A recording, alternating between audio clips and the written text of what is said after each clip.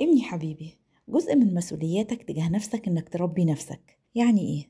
أهلك علموك الصح والغلط، جا دورك بقى أول ما ترشد وتكبر إنك تعلم نفسك وتهذبها. أول حاجة تعلمها لنفسك هي الصبر والالتزام بالصلاة. الاتنين دول مهمين جدا، دول مفاتيح النجاح في الحياة. ربنا أمرنا إننا نستعين بالصبر والصلاة. محدش هيقدر يعلمك الصبر غير نفسك.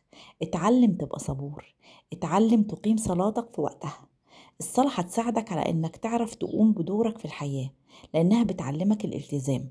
مع تكرار الصلاة 5 مرات في اليوم في أي وقت. لو عندك شغل بتسيب شغلك عشان تصلي، لو نايم بتصحى عشان تصلي، فبتعلمك الالتزام. لازم تبقى عارف إن الصلاة بتضيف ليك مش بتضيف حاجة لربنا.